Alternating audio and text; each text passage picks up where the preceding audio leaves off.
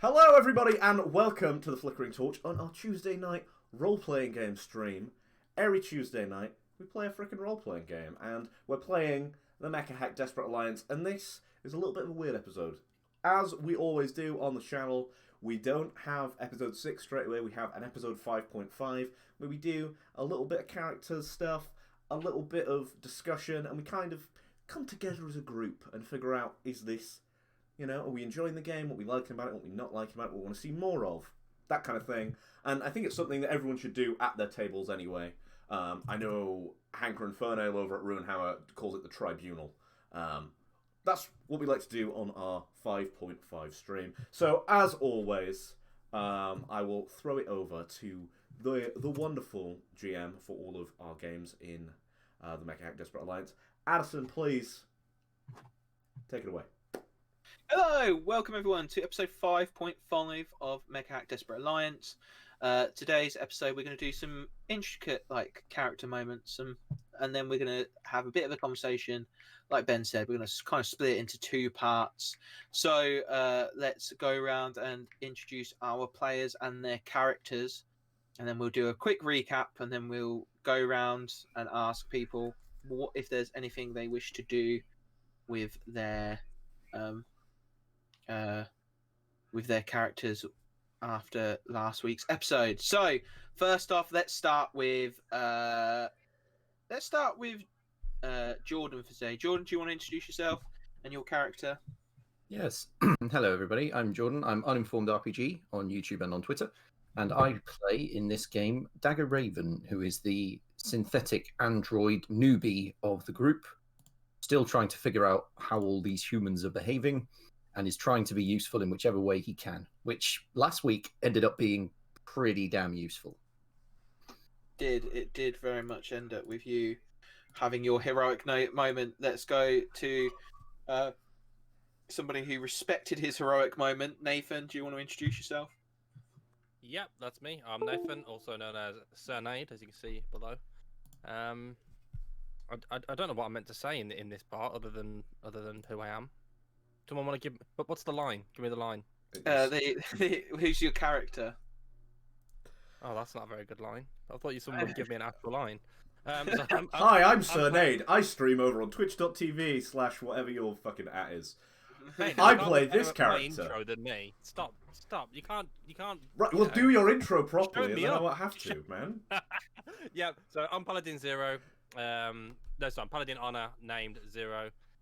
You can also find me over on twitch.tv/Cernade or as Cernade everywhere, as per the advice of Ben down here. He hated that all my socials were different names. So It was weird. Yeah, a little bit. I just grown in different places, Yeah, you make different things at different times. That's not one was a dog Instagram. I'm so glad that was a dog Instagram and not a dogging Instagram. Those are two vastly different brands. God damn it, Ben! You've only just reached affiliate. Now you're gonna get banned. Railing the stream. Look, we've got to get subs one way, and I'm going for either controversial or... Oh god, he's doing it. Sexy. Hello, Twitch. He's gonna join the hot tub meta. Run! I'm in a hot tub right now. You just can't see it.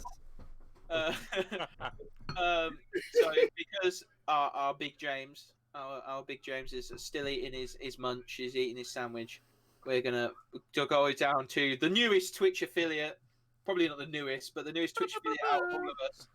Our friend Ben. Ben, tell us about yourself. Tell us what you've been doing. Hi, I'm Ben from this channel that you're on right now, and we hit Twitch affiliate, which means you can subscribe to me and get this wonderful emote that I'll spam in the chat that you'll be able to see kind of down there. It's my face from Jordan's awesome crit last week. You can catch all of our stuff over here on twitch.tv/theflickeringtorch on definite Tuesdays, and then you can find me just streaming and gaming throughout the week, having a great old time. You can also find me on YouTube at youtube.com/theflickeringtorch or on Twitter, twitter.com/flickeringtorch, because they wouldn't allow because they're cowards. They're damn cowards. Fool of a took. It's alright, I've not got an F for the Pod of Many Things on Twitter, so you win some, you lose. Many things. Podo Many Things, yeah.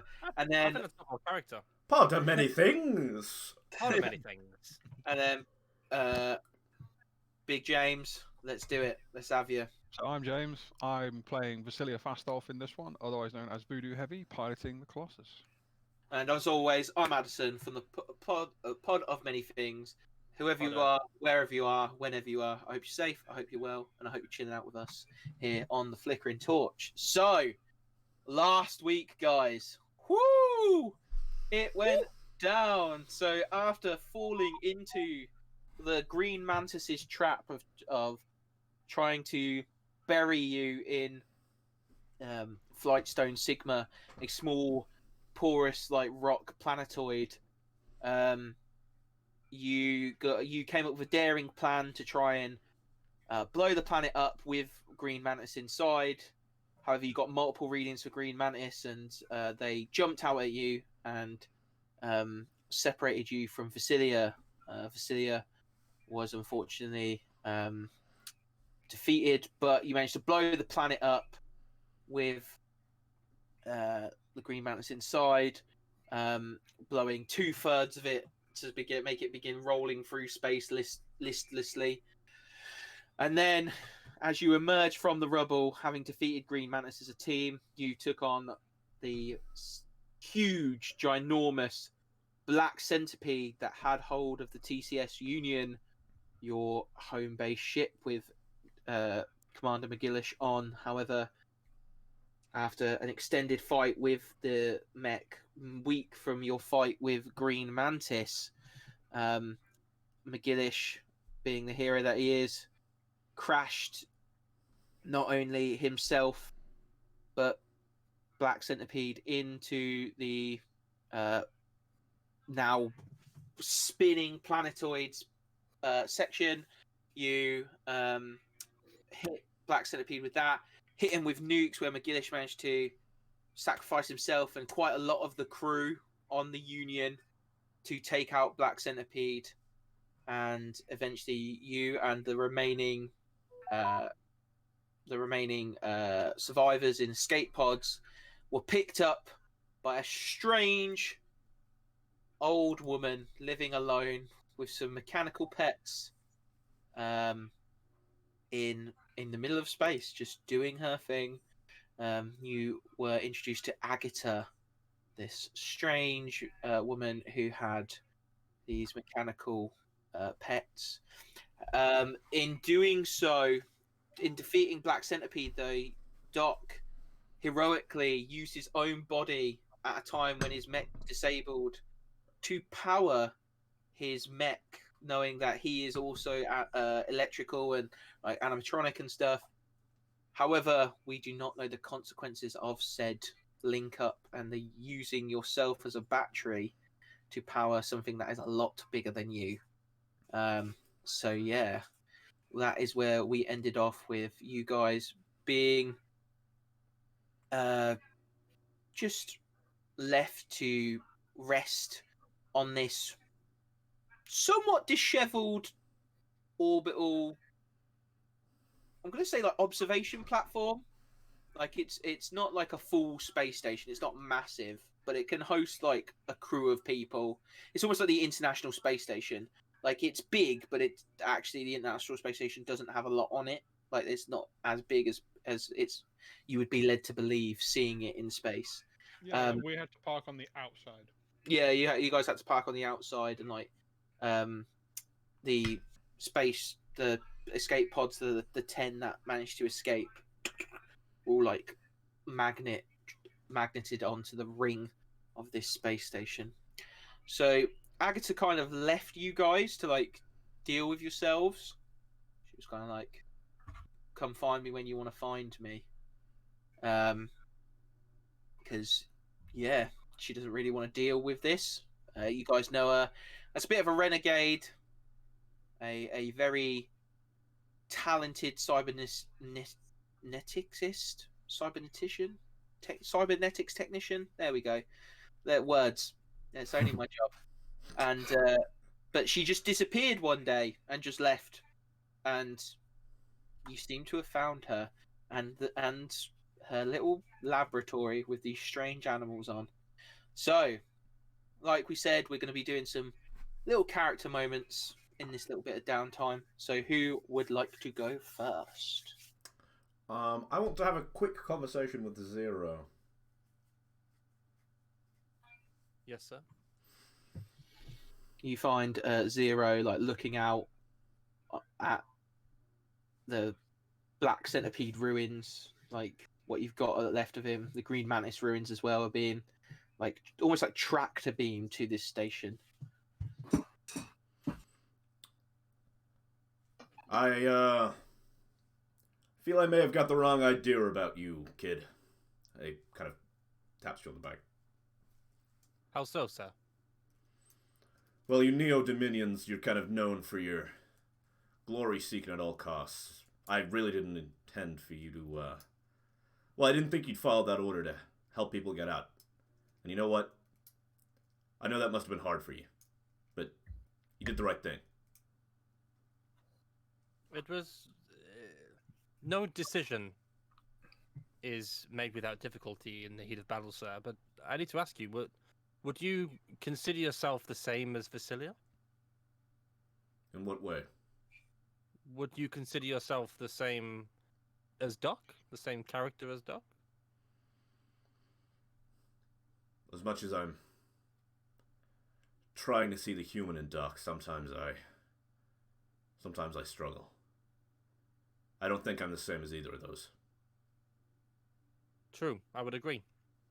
In the same way that your band of farmers, soldiers, fighters are all different creeds and character, mine is the same. Don't paint us all with the same brush. Came over to, and then he, like, looks over all, like, the battle scarring on his own mech. There's a certain chain of command. I'm not sure if you guys... It doesn't matter.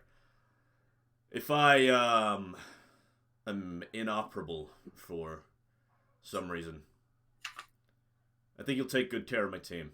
You're my second in command. It's an honor, sir. It's a curse more than anything, kid. And he taps you on the back and then, like, slowly walks towards his own mech to go assess his own damage.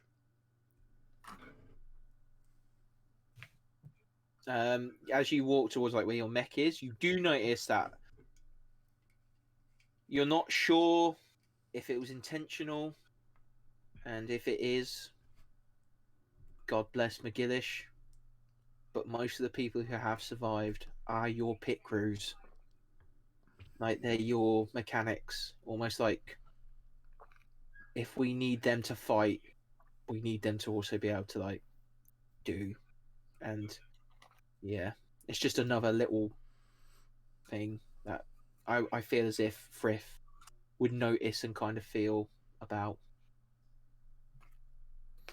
I guess at this point, like, everyone is obviously quite shaken up by everything. Yeah, there's like, so you can see like there are some people who are trying to keep themselves busy. Like a few of the mechanics are like bringing stuff off the escape pods, like supplies and stuff that are standard issue packed into these things, and like taking inventory, even though you all kind of know, like it's almost like we're gonna pretend as if things are business as usual until we can't anymore. Like, what is the recurring, like, teenager mech bay worker doing? what, the guy who you keep? He is messing about with this data pad that you can see, and as he sees you like look at him, he looks at his data pad and then goes to hand it to you. I take the data pad off of him, and then he ponders for a second, and like, even though everything looks to be right, he looks at the kid, smiles, and then goes, "You think this is goddamn acceptable?" You You think I'm going easy on you, No. kid, just because our home blew up? Redo this. Yeah, sure. I will. I was also wondering, do you need me to do an ammo inventory? Do you need me to like check all your weapon systems and everything? I can need do 3 that. different ammo inventories by tomorrow. Okay. And All you right, know what? God damn it! If you don't get this done, I'm increasing your food ration by two times, boy. So you better get this done, because otherwise I'm wasting food on you. Yeah, sure. Yeah. Thank you. Thank you, sir. And he goes, and you watch him like go around a corner, and then you just hear, "Dum." like, like, and he like, and then you hear him like start running down the thing. Like it's almost like that of like great stuff. Like he stopped, pulled himself together, and then That'll do him good in the long run. I'm sure. Character building. I turn around to the rest of the pit crew and I'm like, we took some heavy losses today, but if you think our standards are slipping, you're goddamn wrong. The Terran... You kind of hear like everybody like stop and look at you for a second. McGillish was a great man, and if he saw any of your standards slipping, he'd haunt the shit out of you. You know what we're gonna do? We're gonna go back to those Aeons, and we're gonna take some fucking heads. Am I right? Hoorah! Like you hear like a bunch of them who aren't soldiers, so it sounds really weird. like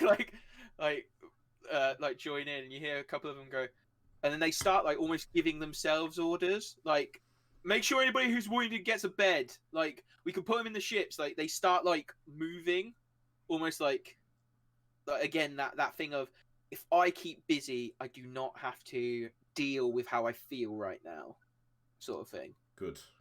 And then, I feel like someone would have said yeehaw. sounds like a Terran Collective thing to do. Yeehaw! Yeehaw come with a banjo. Is Vasilia still in the mech bay at this point? Yeah, why not? You get a ping on your data pad that just says psychological evaluation due. I'm making everything try to look business as usual. When you send it, you instantly get a reply. It's an automated re-forward of it, just forwards it straight back to you, and as if it, was sent by yourself to yourself. No one here by that name. Yeah, pretty much. Return to sender. Yeah. Comes up with a different witty reply each time. Return to sender. No one here by this name. Different unit. Da, da, da, da. I've been dead for years. Yeah, I think that's the end of everything that kind of Frith needs to do to try and get his team back online. So like I'm gonna do like little like almost like fadeaway shots for each one. So as you watch this this almost hive activity come to life again, you kind of watch as people start looking at you differently. Like they're not looking at you anymore, they're looking towards you. Like, what do you want us to do? Like, how can we help you? Rather than, oh, McGillish has ordered me to do this, so I'm going to do it. It is, you are quite blatantly in charge now of this, 30, 40 people that are left? That's on you, apparently. And it's going to be heavy. But you can do it. And you see, as that happens, you see this old lady figure in like an oversized Bermuda shirt, like shorts, sandals, like kind of crunched over, like look at you and go, well, I'll be. And she like starts like, she's like, come on, Bartholomew. And the silver cat like, right, goes off with her. Who wants to go second? I think I will. So, yeah. After receiving my news and looking out into space for a little bit longer and thinking about some things, I sort of miss home a little bit, and I got to reach for my sword and realise, oh wait, it's not there. And I think, well, okay. Oh, of course, Doc. So I'm gonna head in and search for Doc. inside somewhere, wherever they may What? be. What are you doing, Doc? So I've used Zero's sword to like hobble because my leg is currently frozen, unresponsive to any internal commands. That he's sort of limping quite quintessentially, and he sort of found himself. You'll find him sort of off to the side of the sort of mech bays, in the where like there'd be sort of storage of materials, and he sort of got a piece of almost like rebar, and he sort of fashioned it into almost a crutch. And he'll sort of turn to you as he sort of finished making it. He's just sort of finished testing it for the height and the sort of sturdiness for it. And he'll sort of turn to see you approach. Hi, Doc. You done with that? Done with that sword? I am.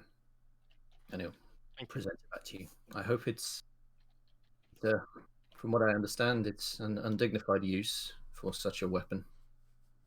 But I appreciate the gesture. Doc, a sword is a hero's weapon. There was nothing undignified about your use of it. What you did out there, your sacrifice, was one of the most heroic acts I've seen. Nonetheless, probably one of the most human things I've seen. You should be proud. I must confess, that's not something I've heard before. You know my designation. My full designation, of course. Yes? DR. Doc for short. Tends to roll off the tongue. When I was first commissioned, all of my training and my skills were simulated, programmed. But I spent a lot of time with the military officers and soldiers alike for the purposes of becoming integrated. The name they had for me back then was Dumb Robot. I didn't quite like how that sounded. I didn't think that would command the same air of respect. So I took the letters and I changed it. All I've ever wanted to do is protect people. And I look at sort of the room where everyone's sort of the activity that's going on. There are those I have not been able to save. Fireteam Loki, our commander. But I will remember them. I literally cannot forget. I understand you have a similar past to us. That's true. Doc, a name is not what demands respect. It's one's actions. Do you know why they call me Zero? I do not. That's how many men I had left after my last battle. They tagged me with it as a name of shame. I wear it as a badge of honor. For those people died for a reason, for a cause, and they demand respect. All the people you couldn't save, they died for a reason. They died with a purpose. By feeling sorrow for their loss is almost like disregarding their sacrifice, their story. Well, then it sounds like they deserve to be remembered as well. That is and true. as I said, I will not forget. We will win this, and their names You will will. live on. Will you win? Will you help us win this? I will, but I feel like we're gonna need to sort of gesture down to your leg. As you look at his leg, you do see that there's like this small thing that seems to be like ramming into the side of his foot, like the unresponsive foot. It's like a small, like brown thing with like big, like almost like satellite dish ears that are like spinning, and like this key, like almost like wind up key in its back, and you see that key, and it's like doof, doof, doof, like just into the side of his foot. And obviously, Doc, you can't feel anything. Like it's pretty. It's going for it. Like it's not shy. We sort of, I'm sure I'm assuming it's not meant to be there, and we're now both look at it. Yeah. Is that? I mean, I don't mean to be rude. Is that part of your workings? It would appear that I have made a friend. I sort of can. I know I can't. Can I shuffle my leg as a whole, sort of back from it? You have to use your arm. If you're talking about the one that's unresponsive, you would have to use your arm to do that. Yeah, can I lift myself on the new crutch and just Yeah. so foot moves out of the way of this little. And you watch it as it like comes round and then comes to the other side of your foot and starts doing the same thing, but then eventually it kind of and magnetizes to your leg and starts making its way up to you. Curious. I've not seen anything like this before. You seem completely unfazed. There is very little that startles me. But still, this is curious. I am sorry to have to leave you, Zero, but I must go and see what I can do about this. And he taps his leg. I am of no use to our team in this condition. Do the others know? I have not informed them. Do you want them to know? I want to see if what I can do to help restore it first. I won't say anything. Thank you for that. Very well, Doc. He sort of looks out over the activity, just for a second. As you look at them, you do notice that a couple look at you there's an elephant in the room that nobody wants to discuss. And it seems to be something to do with you. And for the first time in a long time, not from everybody, but you see apprehension. He's not like us. There's sort of flashes of memory, if you would, through Doc, of sort of similar looks that he received from early interactions with the military, and it's he just sort of scans the faces and sort of records it as there is still work to be done.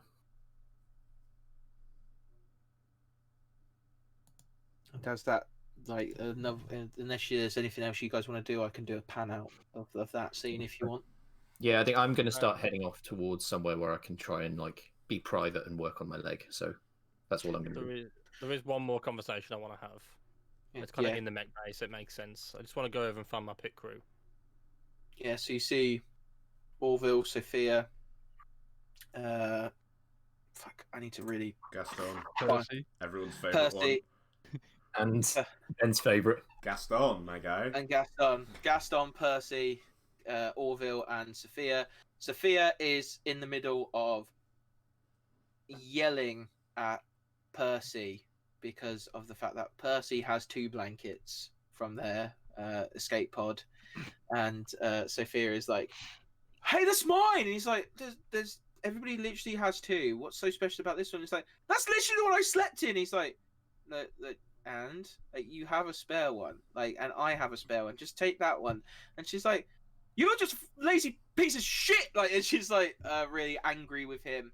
And you see Orville has a book. He's still reading the Three Musketeers, but you do notice that he's got a stack of them from somewhere, and he's checking them. So he's flicking through all the pages to make sure they're not broken and stuff. Gaston is the most visibly shaken out of everyone. He's not really with the others. Okay. As I approach, I'm just going to shout, "Crew, line up!" You hear like Orville slam a book down like, and they all like without fail. You disobeyed a direct order, and I owe you all a life debt. What you showed out there was brave, honorable, and fucking stupid. But nonetheless, the debt is owed. Each and every one of you can call upon me for a favor, something you need, and I want to deliver on this offer today. I remember there was one of them that was training to be a pilot of a mech. I think it was Sophia, right? Yeah. Sophia, I want to give you permission to commission your own mech. I understand it's going to be hard, supplies are low, but please, I want it to make you your priority. By all means, continue to monitor and support the crew, but you have my blessing to return to your full training. We're going to need soldiers, and be without a doubt one of them. You see Sophia kind of like look over her shoulder towards like the floating, like tractor beamed, like Aeon mechs, and she's like, "Oh really?" like there's like a light bulb moment going off in her head. You see like Orville like isn't sure what to say. Gaston hasn't looked at you, and Percival's like, I get an extra blanket. She gets a fucking killing machine. What's this about? Like, and like you hear like Orville like kind of hit him from behind Sophia, and he's like, yeah, I guess this is a dream. I guess like. But Orville's like, oh, yeah, I'm sorry, sir. I think maybe the Terrans are rubbing off on us. I guess I don't mean to. We couldn't leave you behind. You're like one of the only people that's fucking nice to their squires, you know? Like, and he kind of like looks away from you, like embarrassed. Like, do you feel like that's a bad thing? Being more like these people? in certain ways, and he looks, he kind of like watches Doc leave, and you see Orville is one of those people who's very apprehensive about him. Like, you saw that, right? Like, you saw what he did.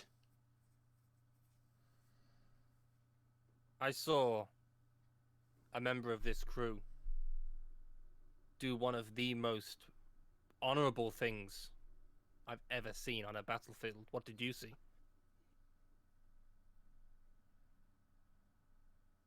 Proficient to speak freely, sir. It's going to be your favor. I'll take it. I saw something that terrified me, sir.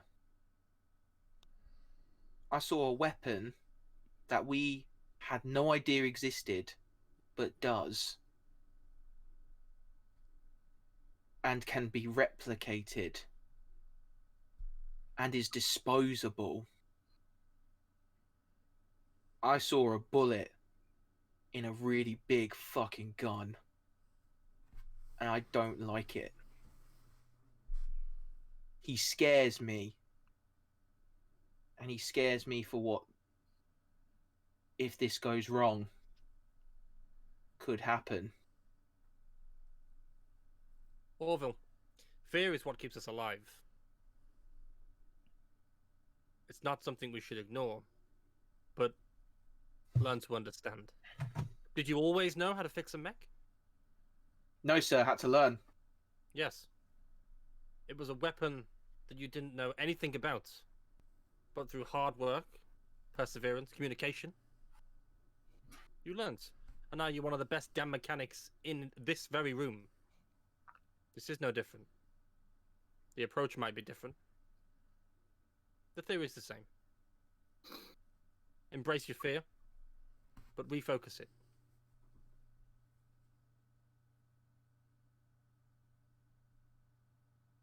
Agreed, sir. Is my favour still on? Yeah. You can keep your favor. He like leaves you for a second, and he kind of looks at the others, and you see Percival's now like eyeing up some of the other stuff that's next to like what they've taken off their thing, and he's looking at pillows, and you see Sophia like, I swear to fucking God, Percy, like I will end you. Like, and he's like, but you don't need all of them, right? Like, just one. You're one of those hard pilot ass bitches. Like, you don't need loads of blankets and pillows. You're Just gonna training. walk away. Like, and then you just hear like Sophia and Percy start squabbling. Gaston kind of looks out, almost like 1,000-yard stares at the two ruined mechs, and Orville begins helping the people. You are right. He's very much the most qualified person, even though the Terrans are good. Like they are like, and he's a lot younger than a lot of them. Like, he's fucking good at what he does, and like he's like helping with like main repairs, like the Colossus and stuff like that. And as you pan out, and you watch Doc like find a room, you see like the little mouse like magnetized to his back, like and like sits on his shoulder, and you hear like, and like with like its little nose, it's like a cartoony like mouse. It like pretends to sniff at you, and it, like stays there. Almost. Who wants to do their character scene? So we've had Nade, we've had Ben. Go, James. Yeah. All And a right. bit. James hasn't said. Yeah, I haven't said a lot. I should point out to the viewers that I'm on a lot of drugs, but they are all legal. I did my back some mischief, and the doctor gave me quite a large portion of drugs to take on a regular basis. So yes, I might have been a bit quiet up to now. Let's have a quick think. So, to begin with, I'm gonna be, overhearing some of this on the deck. Working on the back of the mech. I assume the mechs are like Doc's spacesuit docked to the outside of the thing, so you could assume Yeah, that you I'm would have working to. on a panel in the mech bay, but on the back of it, so I can hear what's going on behind me. So Yeah, so like if you think that like where the cockpits were like wrapped around in like some sort of like airlock sort of thing. yeah, So you could work around. You could work in your cockpit, for example, to fix yeah, consoles. yeah, And stuff. But if you wanted to fix like exterior stuff, it would be spacesuit. spacesuit. So assume that I'm working on, the bit that connects to the hangar decks, sort of hearing what's going on around me. The first thing I do is when Carter is alone or in a different area, I'll keep an eye, make sure he leaves. I should go and find from a replicator or wherever food supplies are, however they work in this universe. I haven't figured this out yet. I shall go and get 3 cold beers and go and find Carter. So, roll system for me, because you've never been to this place before. So this is like your intelligence, like figuring out if you've ever been on one of these before. Yes, we want the dice tray, don't we? There we Yep. go. Rolling under D20 under your system score.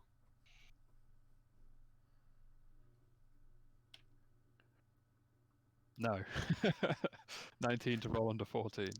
You're like basically you keep taking these doors that you will believe lead you like deeper into the space station, but you always end up like coming out on the opposite side of the ring to like where you were. So you end up like in this weird like almost like Scooby-Doo-esque. You come out one door, you go in one door, and then you come out another door in the same place. And you're like, what the fuck?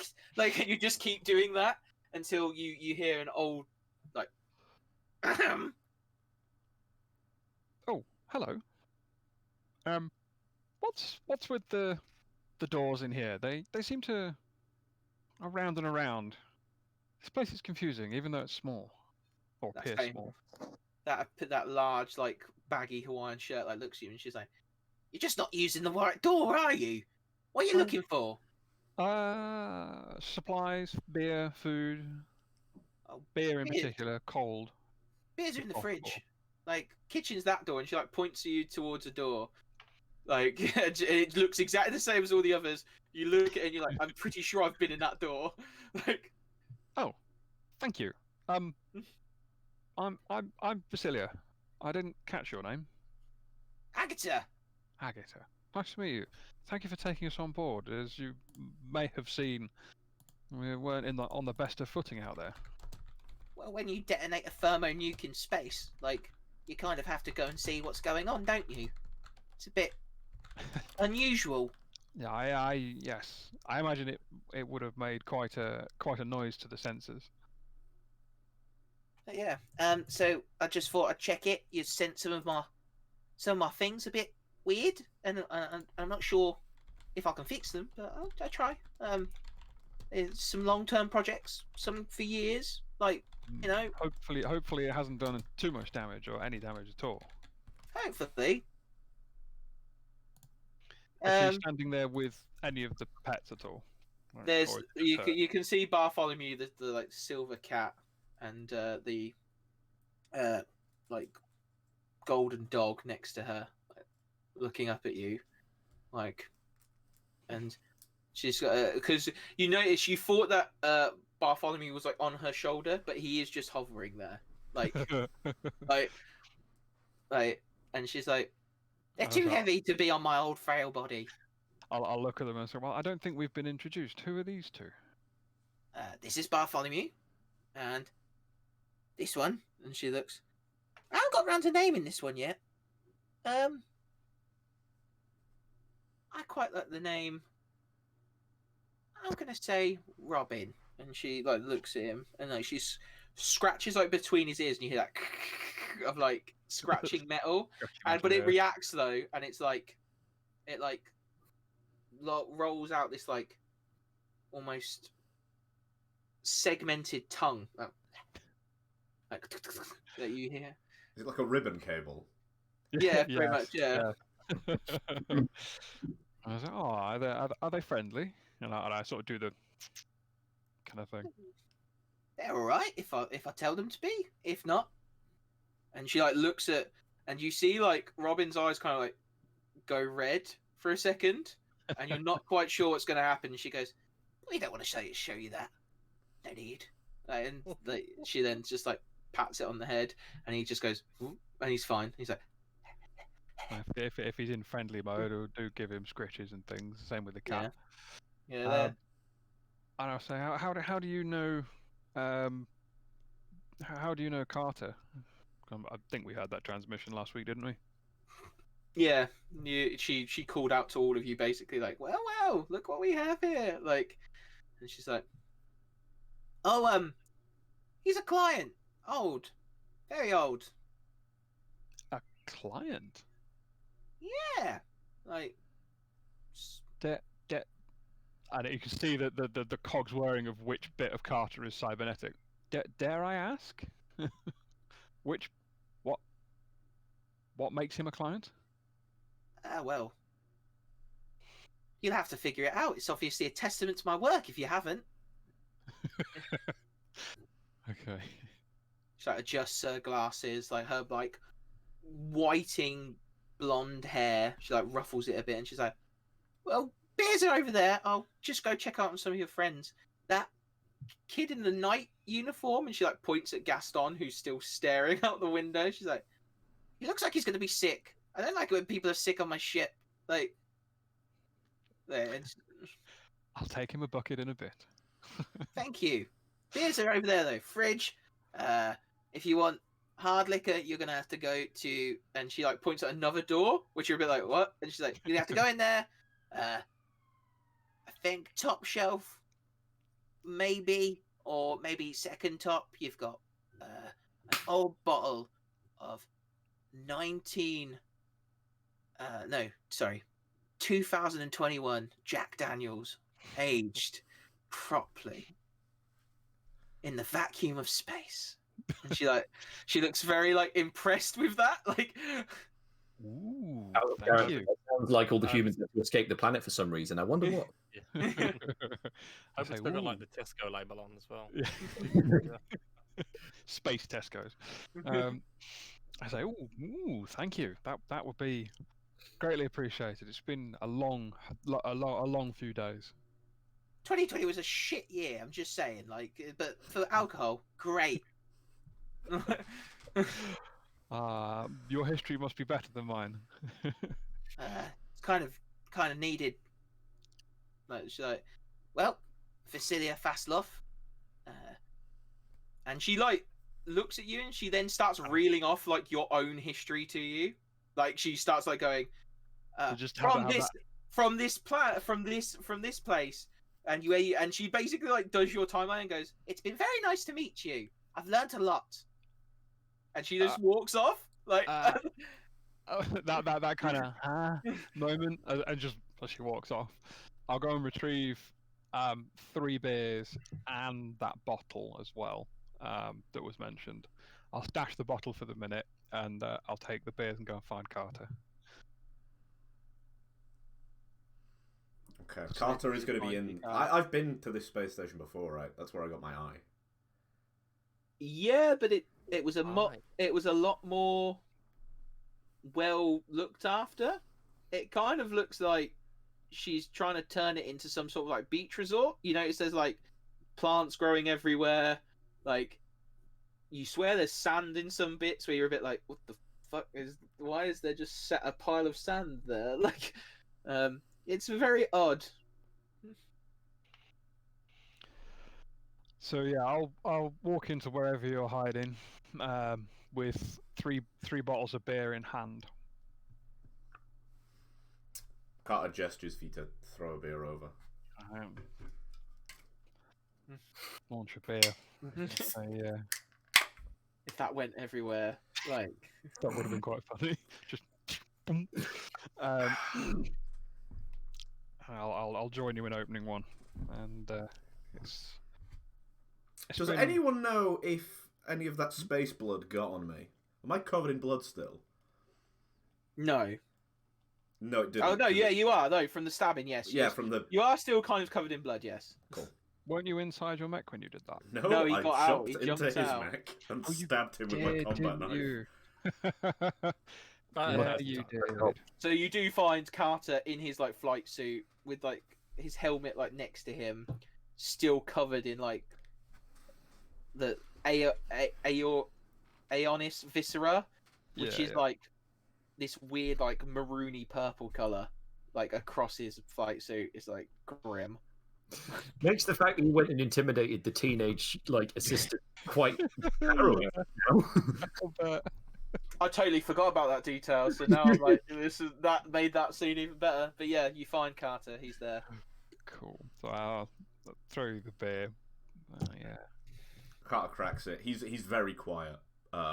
He keeps just like staring at his hands that are just covered in blood. Like usually when we get into combat, we're really far away from it, but this time he's like actually caked in blood, so he's kind of a bit more solemn. I look at him sideways, and you ought to take a bit of that as a sample and then get yourself cleaned up. I don't know, I think it's a good look. What do you think? And then he like goofily smiles at you. Yeah, it might be a look you like, but I'm fairly sure it's gonna dry and go, start smelling pretty soon. It's also not a colour I've ever seen come out of a body before, unless they've been dead for a while. I'm gonna take that down to the vacuum of space for now. I don't want to think about what these things really are. And he like goes to wipe his hands, but he's just still covered in blood. So he just. I'll hand him a rag. Are we in the mech bay at the far end? Let's say. I imagine we're in like the canteen because he knows his way around. And he doesn't. Yeah. Really He's found like the old canteen that again I've said is like been turned It's into this now weird sort of a makeshift beach beach. resort. Yeah. Nice. There's like a So pink, I'll- like a flamingo, like a fake flamingo. Like, and, Yeah. like he's found like the last canteen thing because they've all been replaced with like deck chairs. Like so he's on the found last proper bench. yeah. Yeah. I'll hand him a beach towel. Yeah, to wipe his hands on. Yeah, he'll pull off his gloves, so he's just got his hands out. And Beach towel.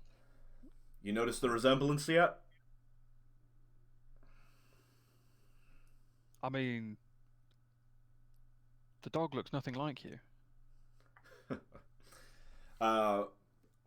Carter will then like ping up like just a picture of Valor, but not get a live Valor. Yeah, you get like kind of like Ah. a screenshot of Valia, basically. I did think there was something familiar about her. And she told me you were a client as well of hers, of a for cybernetic products. I sort of give you the kind of a good look up and down. I hesitate to ask which part of you is cybernetic. He turns off the hologram in his right eye. So usually he's got like a hologram over his eye that makes it look like a regular eye, and you just see like a gold ball. Wow, that you kept that well hidden. Yeah, turns out the other kids at the academy kind of spooked when they see this. How'd you lose it, if I may? Training accident. Turns out you shouldn't give a 12-year-old full access to grenades. You sound like you're as bad as me. But, you know, an eye given to, ironically, codename Amir. Wisdom was granted, and that's how we got our sweet, sweet Val. She's been with me ever since. This is actually her main processing unit. Right, this is good to know. I shall remember this in case we ever have a need. Yeah, if I die, you'll want to recover my eyeball. I shall bring a spoon. Thanks. and he looks at you. He looks at his like bloody gloves on the counter, and he's like, "You should probably carry that around with you more often. I'm getting a little bit reckless." Yeah, about that. Like, McGillish, he didn't need to do that, I think. So then Carter fishes out from his boot the Terran Collective Manifesto, and he really carefully places it on the table. He's like, "You read this, right?" Yes, but I'm also from a fringe planet. We aren't quite as strongly endowed in it, perhaps, as you Central boys were before this war all started. This right here, this is why he did it. Every single ideal, every boot that was pressed on the neck of our farmers is written in here. McGillish knew that. He instilled that in me. Since I was a boy, I've fought under McGillish. He knows what he's goddamn talking about. And that sacrifice, that'll be heard throughout the galaxy. Aye, that it will. We shall make sure his legend lives on. I shall stand up and pop the third one. One for McGillish. For McGillish. Pour one out. Yeah, as you do that, you hear right, and like this little monkey like appears out the sand, like big wide, digs up out the yeah, sand. yeah, like next to you, as like on like the bit that you're pouring, and he's like, and he's like really angry at you for like, and he's got these big saucer eyes, and actually you notice that they're very similar to the one that Frith's got. But it's not as exposed. It's like these big saucer eyes, and it's like capuchin monkey-esque automaton.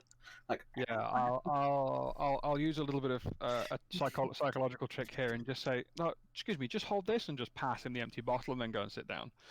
he like takes it and he's like, and he like starts hitting it against the thing like on the sand, and he kind of likes the sound, so he starts like rolling it across the sand.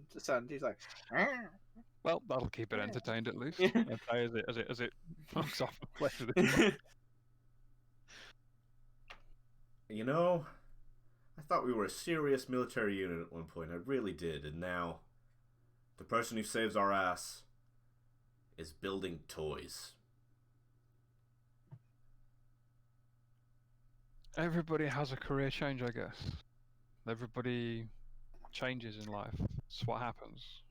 Some change more than others. And I look around at the station we're in, and war has a great effect on people as well. You can't underestimate that kind of thing. Frith picks up his Terran Collective manifesto and he goes, "This doesn't change. The mission remains the same." And he like tucks it back into his boot. He's got like a little pocket edition. Yeah. Like the Nice. Bible. Yeah, I say. And if you ever want to grab a drink and just quietly reminisce at some point, just come find me. Thanks, No, Cecilia. I go to kind of the clap on the back and kind of go, oh, green goo, glung, gunk, purple gunk. Yeah, and and I'd leave you to it in the canteen with the monkey. As you're walking out, he's like, "I really hope Faraday and Connor are watching over us." Is that so I can hear it, or? Yeah. I turn back at the door and says, "Yeah, me too." And I shall leave. Your fade out shot of this one is you walking out, and Yep. you see Okay. the monkey like begin to like, but what you don't notice is that on Frith's eye, like something's happening to it. Like you did, and I don't even think Frith would really notice either. Like there seems to be something happening to his eye now that he's exposed it, and that exposed part, there's like little almost like little holograms like appearing out of it, like rearranging itself. Interesting. And Jordan, you've got yours is the last scene up. I do have one small Oh, small follow up for that. Sorry, it's only a quick one. I shall take the bottle because obviously I overheard the Sophia being told she was going to be made a pilot and allowed a mech.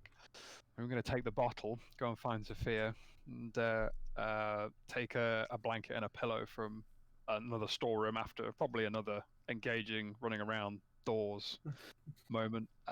Take a. Oh man, these drugs are good.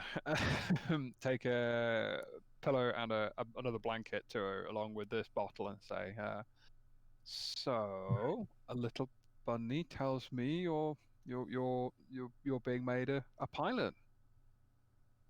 oh yeah, apparently so, but you wouldn't believe it. Like from this one, and you see Percival like there, like with like a bag of what looks to be like potato chips. It's just like, I'm hungry. Like this is supposed to last. And I say, "Well, I brought you a little congratulatory present, and a pillowcase and the pillow and the blanket, and hand them over." Oh, sweet. Like, this will be good. Like, I can deal with this. Which one do you think I should take? And she like points towards like green mantis and black centipede, and she's like, I don't think the black one suits my style. I'm more fast and deadly, if anything. Well, it's whichever one we can get working, I think. Hmm. Yeah, I can do that. I think I could get behind that. I mean, this station is small, but its occupant seems to be well acquainted with various technologies that are far in advance of what we currently have. She like looks at you for a second, and she's like, "Is this really the Agata, like Mimir? Like, are we really here?" How do I respond to this one? Because I don't know the history of Agatha as a legend around the You galaxy don't. or You whatever. don't know. Like Right, you're like okay. you have no. I would allow you to roll systems if you really wanted to No, see how I know. well. If it's one of those things where you can say, yep, it's a name that's sort of around as a legend somewhere or not, then fine. But it's not. I don't know. So I'll genuinely respond as, I'm afraid I don't know. I've spoken to her. She looks She is visually called shocked at that. Agatha.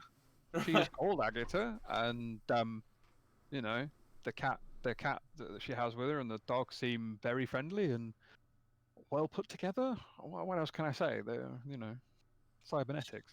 She's like, and she kind of like goes to not tell you, but then it's like she was like on the Dominion like most wanted list for like a long time. Like Really? the king was like very emphatic in the capture of Agatha Mimir. What? For what purpose? Why was she on the list? She like thinks for a second. And she looks around, and you see like Orville's like looking at her over his book, like, and she's like, "Do you genuinely not know who she is?" Nope, not as a household name. They believe that she was so good at cybernetics that she could reanimate the dead. Like, Well, that's new. We shall Like- have to maybe ask this question at some point. she's also there was also some research years ago about, how do I put this? Plugging into mechs, and she like looks around to see if she can see dark. But people, Well, it seems. I mean, that would be a logical progression of your interface from levers and dials to something neural, but I don't think anybody's ever managed it. Not that I've heard of. legend said she did. Ooh. We'll have to ask her then. Maybe. Well, in the meantime, how about we go and celebrate on your new promotion? And I pull out the bottle and I'm there's a can we assume that during the walk between Carter and here that I found another beach in a room that's empty at the moment? Yeah, you bet. Yeah, you find like the almost like the jungle area. That's like Yeah. it's, as you would Up to go that. into the as you would go like from the beach into like palm trees. It's just like loads of palm trees. Hoping it's got a dome and we're near a star as well, so it's nice and sunny. Yeah, I'd say yeah, I could let that Sick. happen. So I take her by the arm, arm in arm, and it's like, I found this wonderful room. And I describe the palm trees and the beach and the deck chairs that are in there. It's like, and it's currently empty. We should go and celebrate your It's promotion in there. It's quite humid in there as well. So you watch her as she like takes off like all her armor and stuff, and like you watch her in like this form-fitting like tank top almost that has like just a little bit extended shoulders, like almost like Under Armour sort of thing for to go into the gym or whatever. And she's like there like, man, it's hot, so hot, and she's like, yeah, she's not used to this. So yeah, that's where you can fade to black of the drinking on a beach, having a giggle. Roll presence. Moi? Presents? Yeah, roll presence. Yeah, okay, hang on. You watch this thing stab me in the back now. No, 3 under 15. So she enjoys your time together. It doesn't escalate to anything else, but she is warming up to you quite nicely. Is Vasilia a lesbian?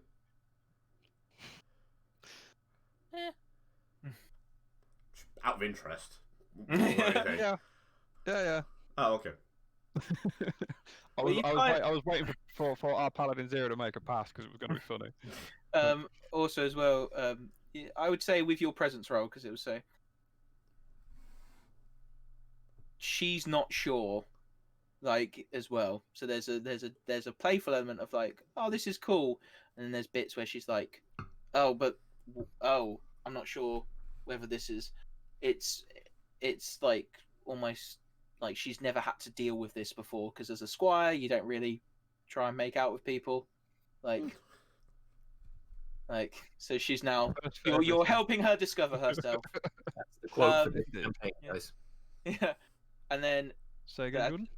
I said that's the quote for this campaign. As a squire, you don't really make out with people.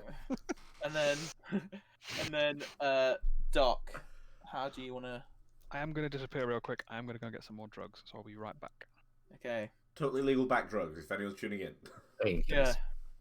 And then. Yeah. So I found like a little side room with some kind of computer diagnostics equipment, so I can like try and figure out, because we'll say that can we say he's done an internal scan? I don't know if you let me to roll for it or not, but you would need to do systems for that. Right. But... only to see like he's not getting any response from that area and he doesn't know why. But yeah, I'll roll system now. Oh god. So, even though the scan is successful, you start like fritzing out, like, and you like stumble into this room, knock over like stuff, as like your body, you begin to feel your body go the same way as your leg, and you start like panicking. You're like, and you start like reaching out for stuff, and you hear like as you like knock stuff over in this like lab where you can see like half-made like versions of the dog and the cat, and there's like a almost like a dentist chair that you kind of like fall into because you're like you're not sure what's going on, and you like fall into this dentist chair. Am I losing the rest of my movement? No, it takes a while, but you no, not a while, sorry, it feels like a while, but it returns to just your leg, and you're like, oh, like you assume that is the closest that a robot has ever felt to panic.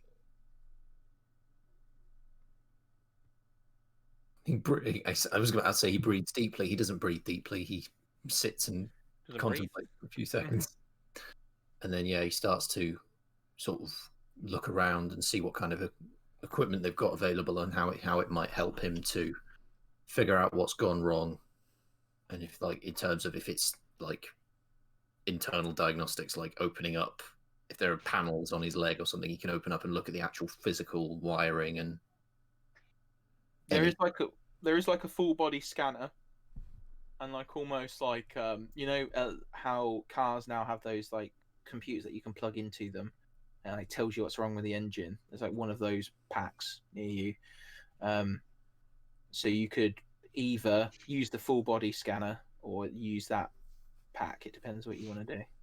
I think I'll go for the scanner, and then I guess there's like a terminal where he can like review the data. Yeah.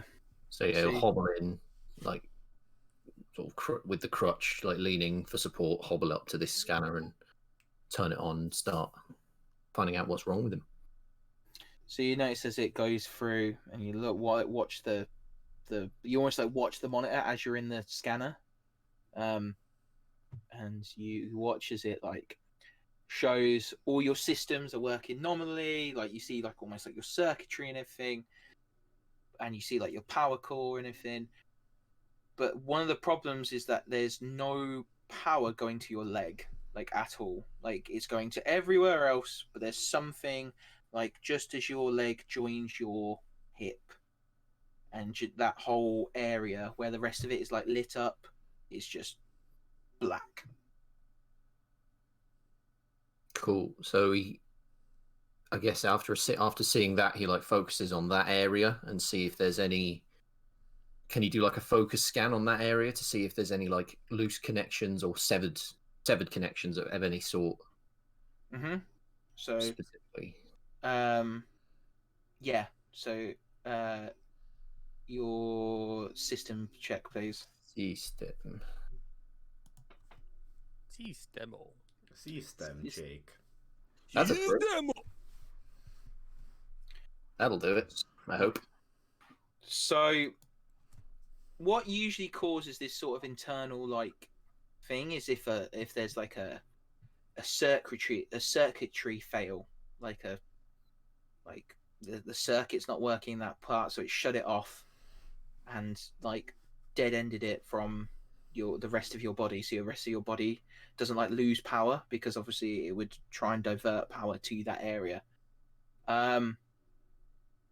But what's weird is that as you look at it, that dead end isn't actually activated. Like it's not jammed out. Like your leg should work. Right, so there's nothing to suggest that it wouldn't be working right now, is what you mean? Yeah. So it's not like you're saying that there's no like severed connection. Everything should be working perfectly. Everything should be working perfectly, but it's something else. You don't know if it's a software issue or it doesn't seem to be hardware. Have you tried updating your leg drivers? Or turning it off and on again. Well, it's off. It's not going back on again. Are you missing a semicolon in your code? That is probably it, isn't it? Try Is that it? refreshing it. 25 pages of code and one semicolon. Did you check your manual? Yeah, can I try Do you the have a other manual? one, like the plug into the thing and check the internal systems? Yeah, so roll system again. Where I roll a 20. 17, that is a fail. You like plug it in and you like, and part of you like stops. Like it's very strange how you feel right now. Like you and that in itself is a weird thought. Like you feel like you don't want to know. Like but you persevere, and the failure instills that sense of dread in you, like as a robot. Like you're like, what are all these weird feelings and why are they happening to me all of a sudden? Like, what the fuck is this? And then you like look through your internals, you look through your code, and there's code for how your left leg works, well, your right leg works. There's code for how your right arm and your left arm work, and your head and your neck. There's just a massive gap in your BIOS where your left leg should be. Right. Can I possibly replicate some of the code from my other limbs and fill in that gap? Control C, Control V, change angle to left leg, right? Classic, yeah. That's it. Convert, just put a little negative in front of the values. Good to go. There you go. Man knows what you're talking about. It's going to be a systems check. This is to see if you can find the hotkey for find and replace in VS Code to change all Oh my God. instances of right leg to left leg. Yeah, it's no longer actually- Control F, is it? I actually taught that today. Finding a place. Genuinely. Damn. Control H. As you do that, like you copy the code over, and as you do that, you get it, you plug it in, your leg seems to like work for like a couple of seconds, and you feel like the sensation return to it, and then the thing says error, necessary interface missing. It's a driver issue then. Yeah, you didn't check your imports on your code there. You really fucked up. Yeah. Maybe you're trying the old version. It's either that or the Why- driver's why- fine. why? The hardware's dead underneath it. Has left leg been deprecated in this library? As you look through, So the least computer savvy of all of us is apparently It playing is. a fucking robot. it is Sorry, it shows you what you need to do Thank to God. get your leg to work. Oh wait, is it Apple leg? If it's Apple leg, you need to buy 2 new ones. 3 new ones. It's Oh, asking hey. It's a family-friendly It's stream, Nathan. It's asking you to plug back into your mech. Oh, my dude has become one with his mech by accident. Oh, Honestly, I think you should just look it up on YouTube first. Always the best. He looks at that sort of prompt and he sees. Can he, just as a quick one? I don't know if this will be for flavor or not, but can you look through and see if there's any code relating to these new sensations? These sensations of like dread and panic. I would say for flavor with your systems check and looking through, because the failure wasn't in finding it, because like your system back to front. It was the fact that these things are happening to you, and there is like these weird like almost like glitches in like coding segments that like almost look like nodes, and as you like open those files, it's the memory of that. It's the memory of feeling that sensation of not being able to move, like feeling your body die like on you. It's like made this like visceral reaction in your body. So it's almost like a, forgive me, coding boys, if I use the wrong term for real life coding, but it's almost like a virus of sorts, of like like a bad code that's infected the good code. Kind of. It's more like new code has been formed in reaction to these stimuli. Yeah, I get what you mean. Like your system's kind of wrote its own code, but doesn't understand what the code is. Yeah, that's right. Yeah, basically. Ooh, But, the yeah, singularity is close. Yeah. So he'll keep like It a thinks you're a cat when it's trying to identify a car. He'll keep like a record of all of that then, and then he'll ping for Carter to sort of come to him where he is. Yeah, Carter's a little bit buzzed at this point. He's been drinking his space beer in his space canteen with the space monkey. So there's no response to the ping. No, he's coming. Okay. You don't really get like a text response. Just a few minutes later, like the door opens. this is a very familiar room to you, Carter. You don't like thinking about this room very often. You get And a in new... your current buzz state, I don't know how you'd react to that. Carter kind of walks up and like uses one of the hanging prototype animals to like stabilize himself. You planning to get a new eye? And he like swings the animal and then like comes like and sits down in the kind of like so you're in like the dentist chair. He sits down in the chair the dentist would sit in, like a little like stool. The dentist's chair. Yeah. Both my eyes are working fine, Commander. It's my leg I can't seem to get working. Carter kind of looks at him and then looks at it and he's like, "It looks fine to me.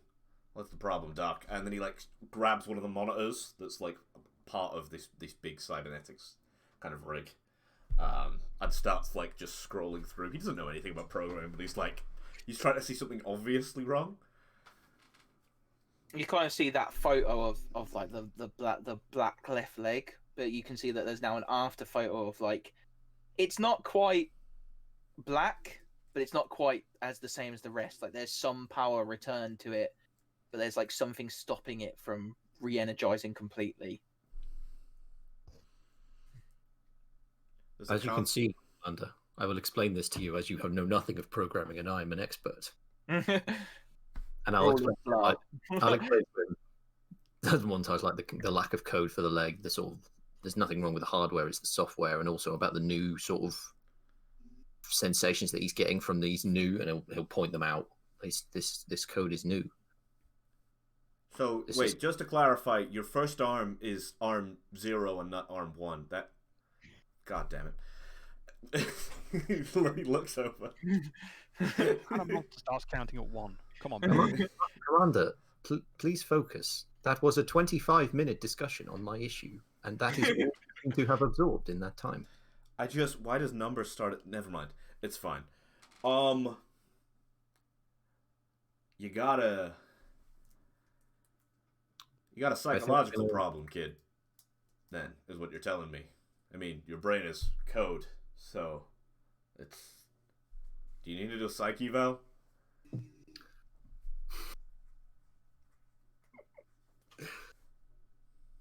maybe that would be useful.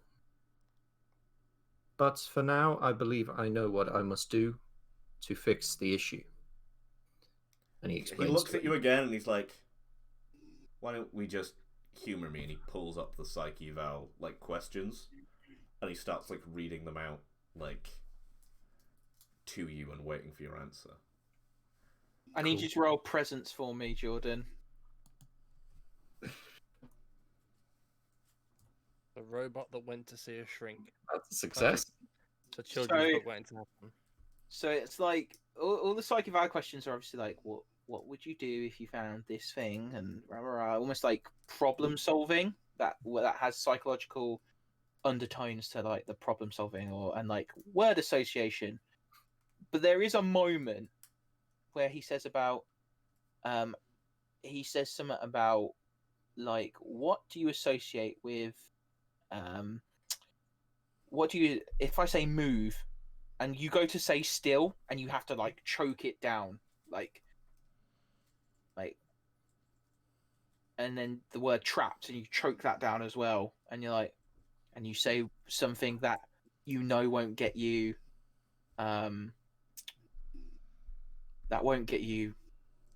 flagged. Flagged. Yeah, basically. And you answer the rest of the questions almost perfect, too perfect. This is obviously being done on some sort of bot. Does Carter realise it's too perfect?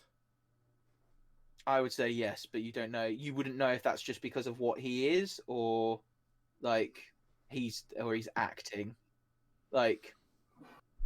He is literally a robot.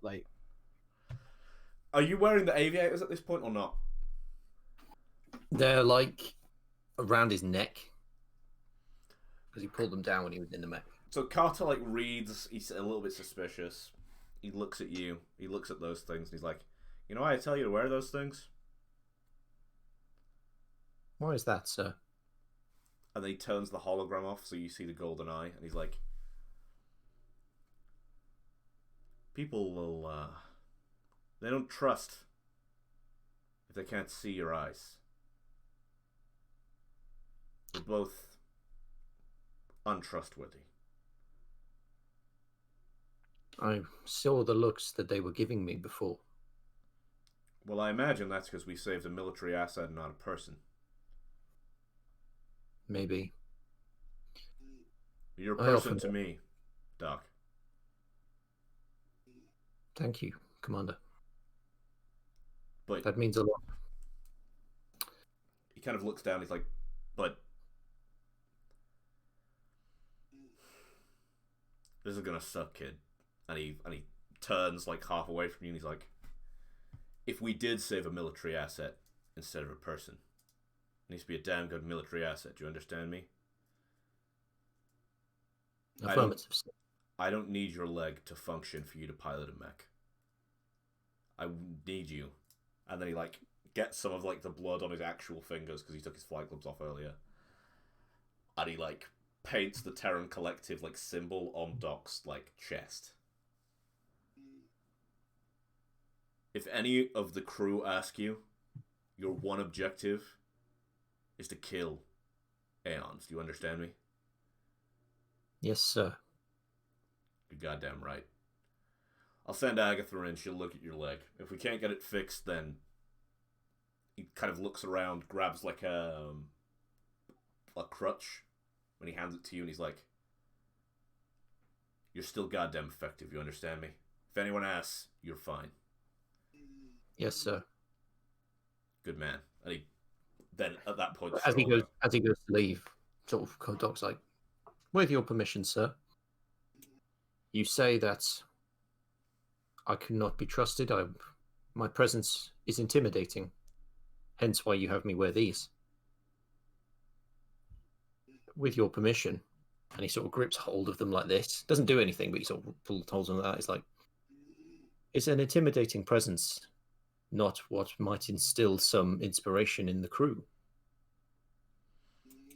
They need tough love right now. You're goddamn right. And he pulls them off, and the strap breaks, and he throws them aside. And you see, as you do that, the pan out shot is Agatha is in the doorway looking at you, and she's like, Do you just throw stuff around now? Is this what you do? Do you just break into people's laboratories and start throwing stuff around, Frith? I mean, I don't go looking for your underwear, or do I? And she starts like.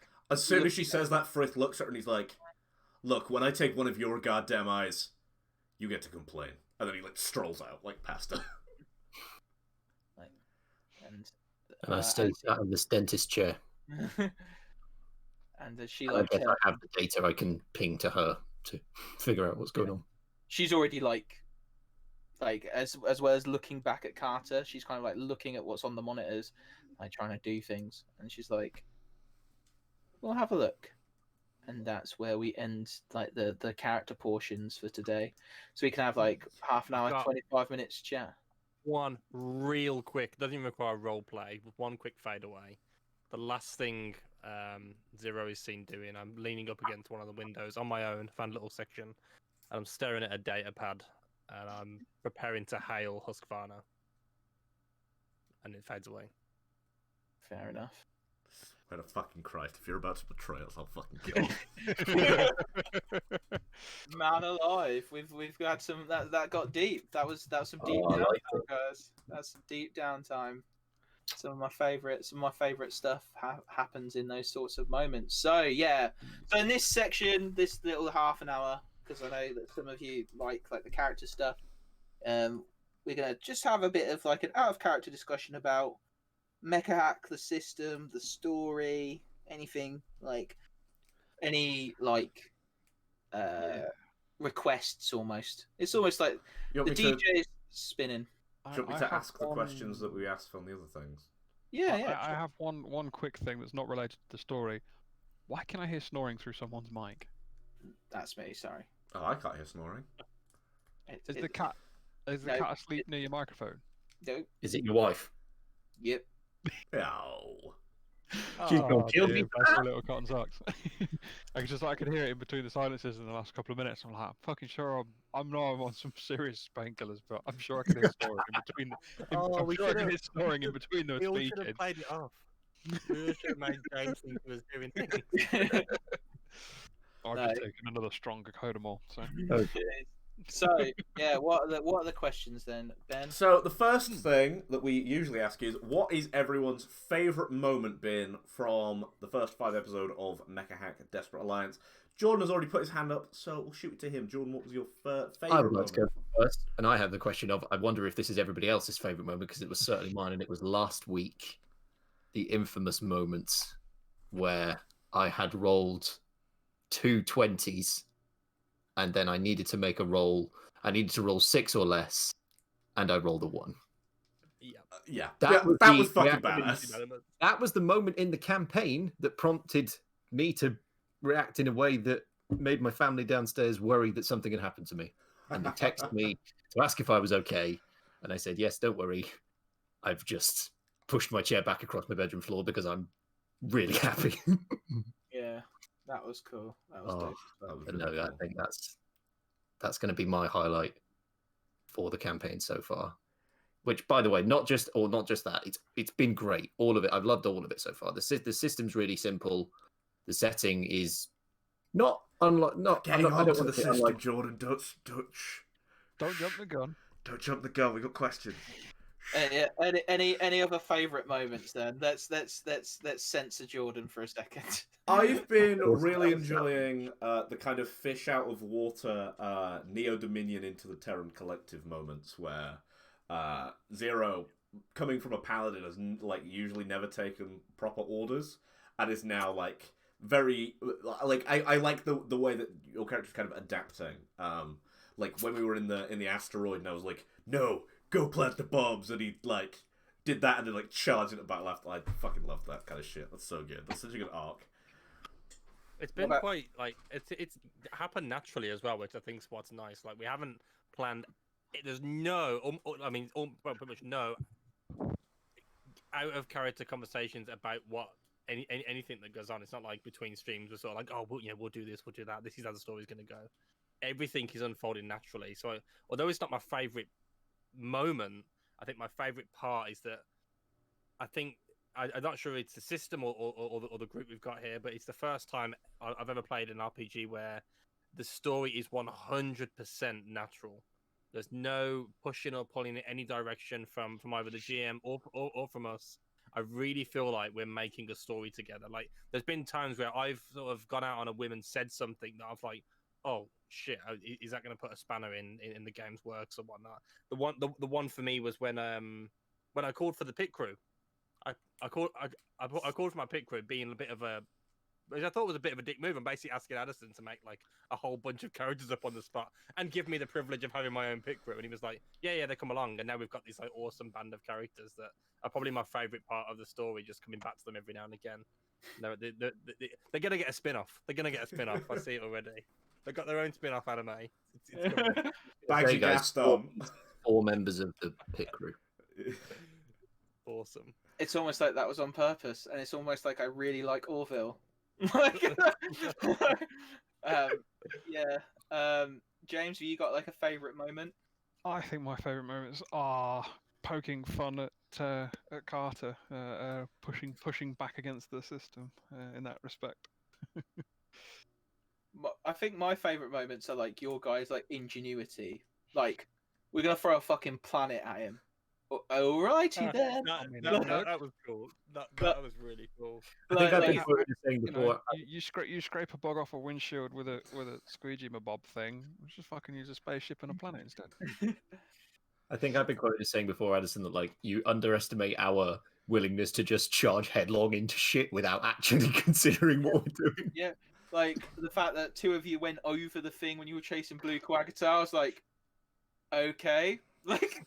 We thought there might be a hole on the other end. The use of beryllium, like one of, I think it was you, Ben, was like shooting the beryllium things to try and hit Blue Quaggata because you noticed that it like teleported shit. Like, the moment, those cool little moments where you go, and I actually think, like, you say that, Nate, but I think that little moment where you call for your pit crew was inspired because I'm like, well, yeah, of course he'd have one. Like most people would go, no, I wouldn't have one because that would make it unfair, rah, rah. But I'm like, no, he comes from the privileged section. Like, of course he would have like his own private elite pit crew. That makes no sense. Why wouldn't he? So yeah, no, I thought that was good. And now we've got some of our favorite NPCs, like almost like the Wedge and Biggs of Star Wars. Like, yeah, I mean, like I said, that is my favorite part of it. Just being able to play, I feel like I can comfortably play a character the way I want the character to be without any worry. I mean, like, so without meaning to sort of have a conversation about what's going to happen next, obviously, again, we don't know.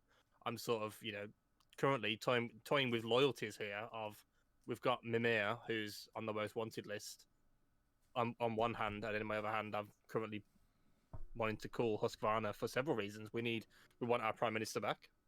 That's my home. And also, there's lots of mech parts on there that I'm sure Sophia would love to get her hands on to make her mech. But it's the trade-off, right? And these things can have massive impacts on a campaign, and that's what's great about, this type of storytelling. That's why we all love it. It's anything can happen, and I think this specific campaign has showed that massively because we've turned it 90 degrees every step of the way. What's the next question then, Ben? So the next thing is, what are we feeling about the system and kind of the setting of the system? So I will take the lead here very quickly.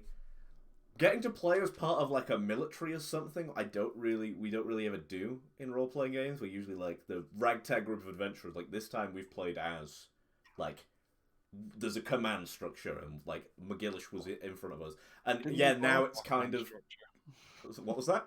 Didn't we blow up our command structure? Yeah, unfortunately, command structure got blew up, but like I'm sure we'll meet up with the other elements of the Tellarran Alliance. Like I'm enjoying the fact that we're like a military unit, and that's kind of how we're all playing it. Even if we're playing it in the kind of anime style of like we've got the hothead who doesn't really follow orders, we've got the rookie, and then we've got like the fish out of water character. I'm really really loving that, and I loved McGillish as an NPC. Like, he was constantly giving us a hard time, and then he went out in that fucking awesome heroic death. So yeah, like kind of playing as a military character is something that I think is kind of almost unique to this kind of setting. But I'm really enjoying that. So other things that you thematically like about the system or mechanically like is the question. I'll go next. So this is my first ever time playing a role. I think some of our first time playing a roll under system, and it's amazing how such a small spin can change the feel of a game. It's really like I couldn't even tell you how. I mean, I'm sure there's there's meanings behind me. There's underlying mechanics there. But yeah, like it's something that didn't sit well with me originally. The thought of it was strange. It's like, well, no, 20 is the highest number. What the hell? But it works and it's really really cool.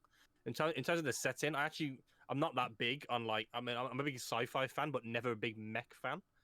So I was a bit like even like Transformers and stuff like that. I'm not really that bothered. So I was a bit worried that there'd be lots of sort of I don't want to spend lots of time focusing on mech. That's the typical thing. Like when you got a mech show or a mech game, the mech is the main thing, and it's all about the mech and the parts and the stuff like that. And I was like, I wasn't looking forward to that. And we've only done little bits of that really. And as I'm getting into it a bit more and more, I kind of the mech sort of turned into. I'm quite a big car guy. It's just turned into my baby, you know. It's my car, and that's it. It's like it's got a job to do. And then every now and again, I'll do some maintenance, sort of bits on it. Polish its toes, you mean? The bit you can Polish its reach. toes, yeah. So the concerns I had about the setting have been were completely off. To be honest, I've enjoyed absolutely every second of the setting. You know, I agree with Ben. We tend to not do military groups because typically in like fantasy role playing games, which I play mostly, everyone does want to play either the band of adventurers or the lone wolf or whatnot. But in this one, we're kind of a little bit pointed towards a common goal, a bit more so than you would in a band of adventurers where everyone's got their own personal agendas. We haven't. We just want to fucking cut heads off Aeons. Jordan, you had some stuff to say about the system before you were rudely censored. I'm sorry. Yes. Apologies for trying to jump the gun slightly, but yeah, no, I think one thing that has highlighted for me is like how simple this system is. Like simpler even than the rule. Like we played Blades in the Dark, which is a ruled light system. It's designed to have like not a lot of skills, not a lot of mechanics. This has got even less than that, but it still feels really fulfilling. And like you're only rolling on 4 stats, which is again like you play Dungeons and Dragons, you roll on nearly like 20 to like I don't know the exact number, 20 to 30, I think it is skill wise. But it's a lot to keep track of, and there's not a lot of resource management you're having to worry about. And equally, I think it almost lends to you can roll stats, obviously, in crucial situations like attacking or dodging or scanning an enemy area, or you could just like, oh yeah, we can describe an action, and the kind of you can go, oh yeah, that kind of fits with that role. It doesn't have to be there doesn't have to be a lot of rolling, but any action that you feel, oh yeah, you could roll that particular skill, you could kind of just ask for it, which is really useful. And I think it, like Nathan said, when this story is 100% us, it's not being talked about outside of the sessions. It's kind of all of, and I think that's helped by the fact that this is so simple. We don't need to worry about like it's not like D&D where you have to worry about, oh, I've had a rest, I need to rejig all my spells, I need to consider what we're going to be doing next. It's just like you shut the sheet down, open it up again next week, see the 3 abilities you've got and the 4 stats, and carry on from there. So I think it just lends to that simple systems like this. I really really enjoy, and this is definitely like simple, but it's got a really good balance of like really really simple but also really fulfilling and really like exciting and enjoyable as well. Have you got any comments that haven't been said, James? I've got one, and then we'll move on. I'm enjoying the setting. I think I was off for a more of a like a Western mech, like Mech Warrior kind of background. That's where I've come from. So going the sort of anime thing was a bit new to me, but it's working well. System-wise, I think we're perhaps a little overpowered at the moment for what we're doing and the way the stats have gone up, but it's countered by the bad guys we've been faced, and as well as having the opportunity to acquire modules on a more regular basis than just when levels happen.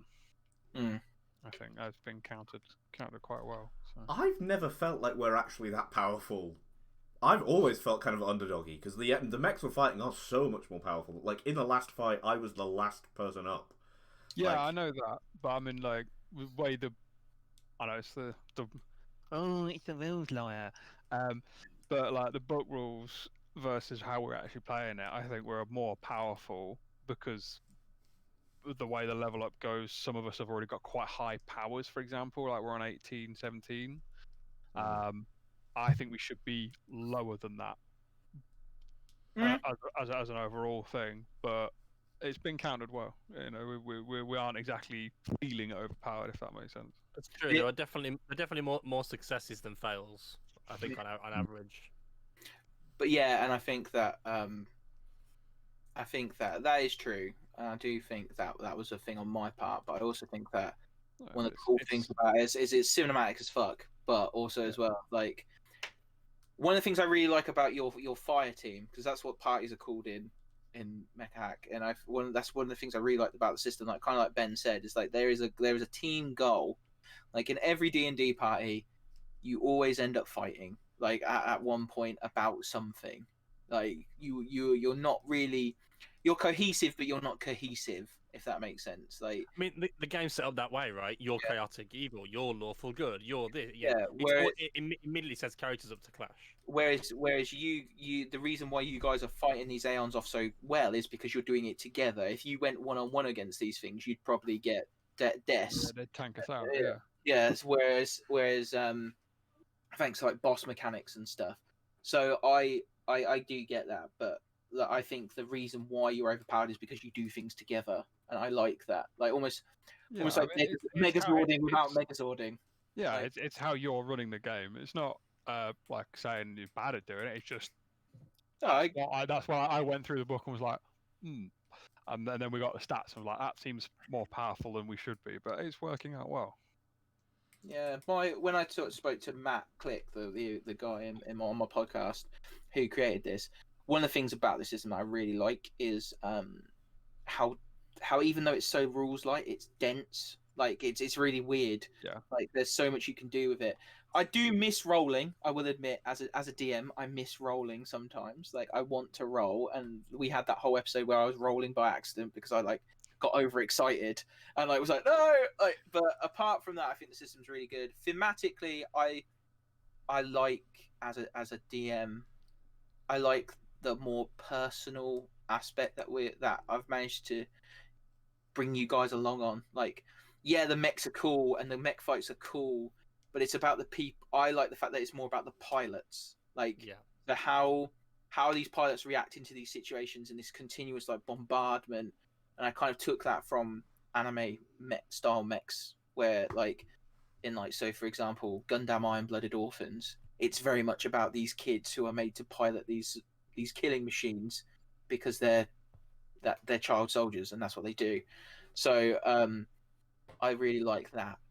I'm really enjoying that as our thing, and I think thematically and thanks to the Lodestone Alpha setting in the base book, I'm able to do that really well. Whereas if I think if I would have done it like say Mercenaries or something like that, there would have been less cohesion because you'd all be like greedy and stuff like that. I like the military aspect.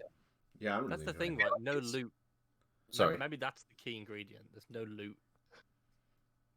That's a good point, actually. Yeah, that's a really There's good no point. loot. And no one's arguing. And even the little bit of loot we did have, which is like, oh, we've got a mech and we take some bits off it.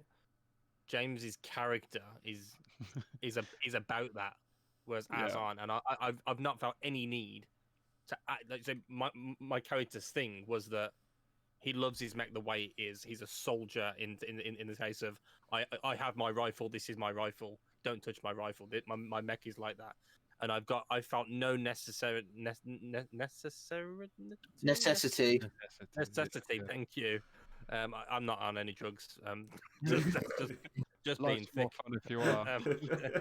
I felt no necessity to want to level up my mech through loot, which is what we do in D&D, right? We're sort of like, oh, I want to try and tease it a little bit. I want looking for a +1 sword. Anyone got a +1 sword up in here? Anyone there?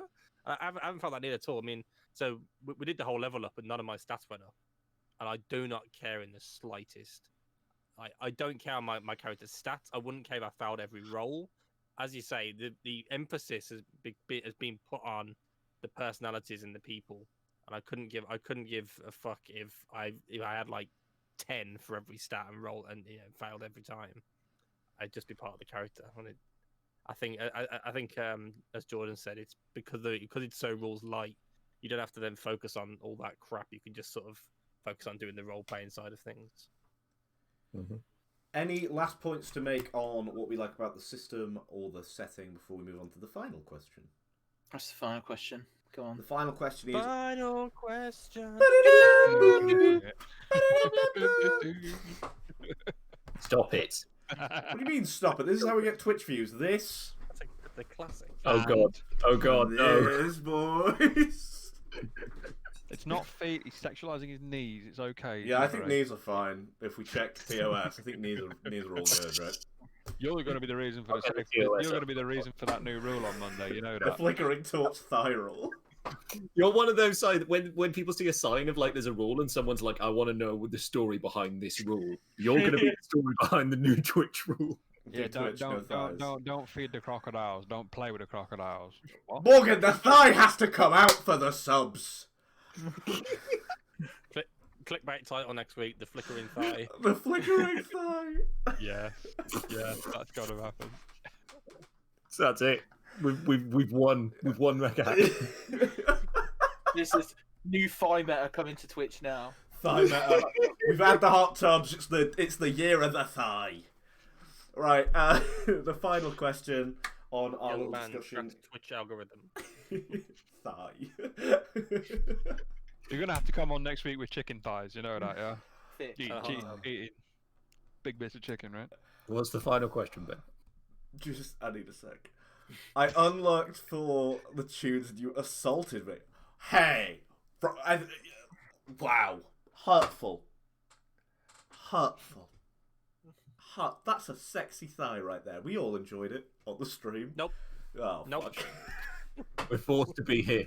You're not forced to be here. You're here for the thigh. Anyway, the final question.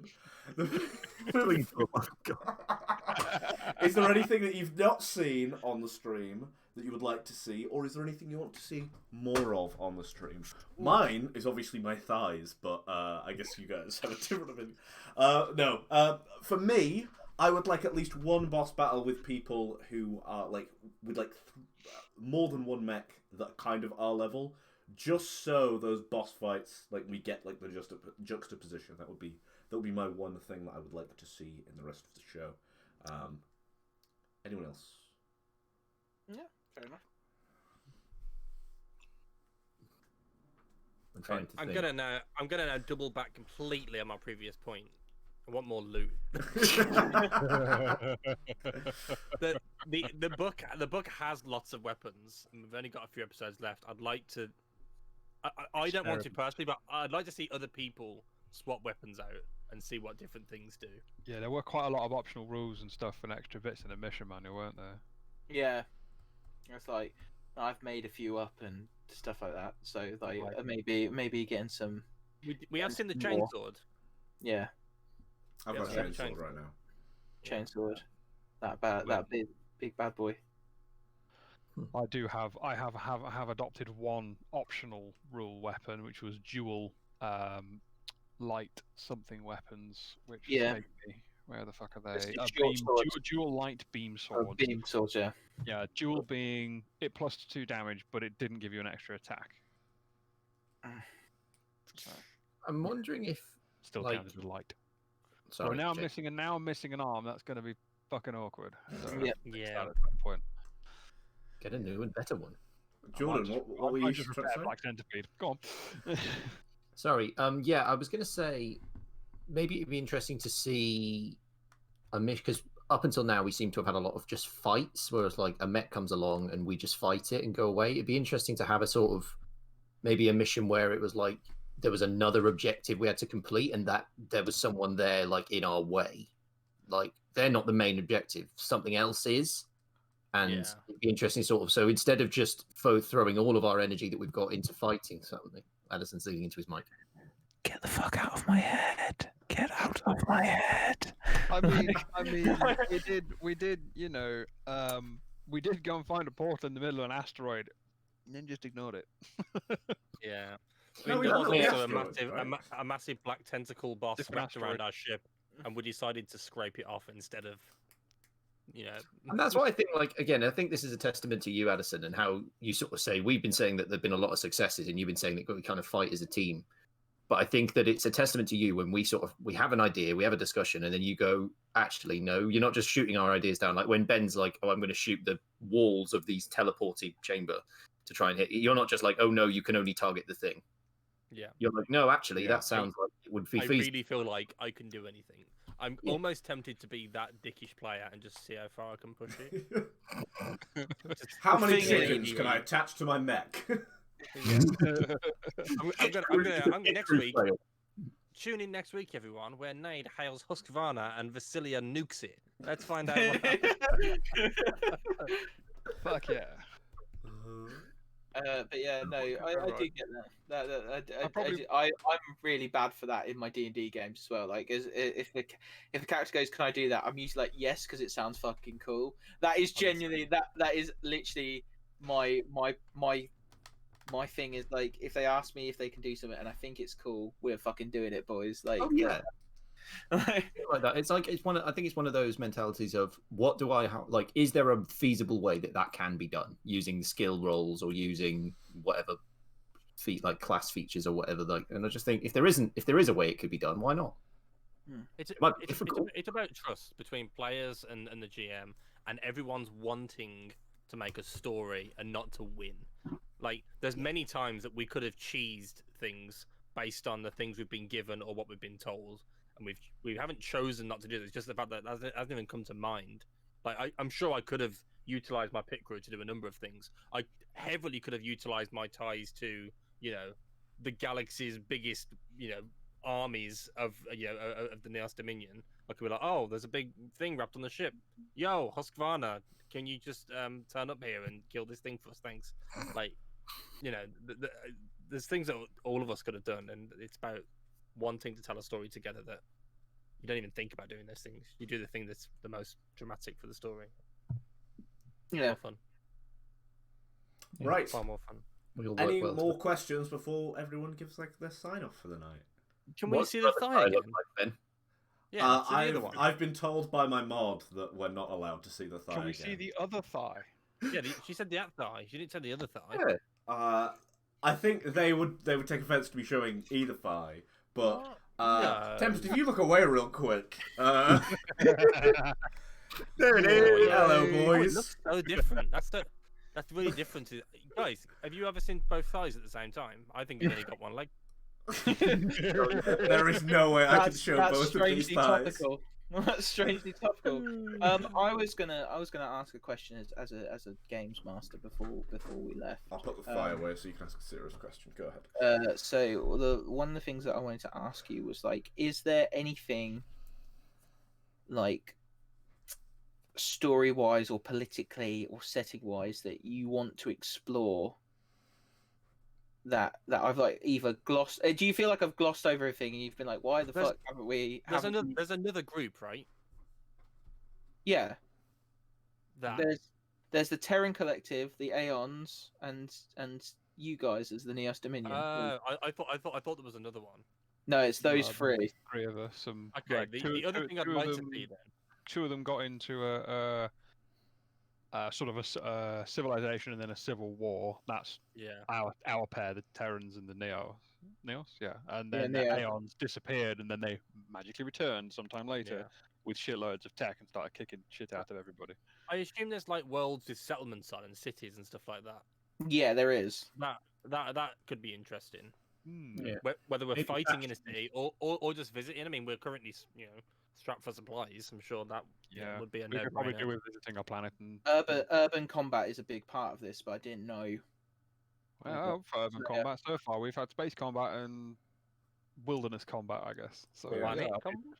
I think visiting a planet could be really cool. I kind of want to see more of the kind of the Terran Collective in action, like because we've seen like the military element, but I imagine there's like a whole Yeah, you can see all the farms, eh? Soviet-esque state where everyone's kind of Like literally, if you read the book, it gives you like the home base of the Terrans, which is like this exploded planet, which they've like rejoined together with like nice. tubes and stuff. And basically, everybody on the thing, even the children, have roles. Like everybody has something to do.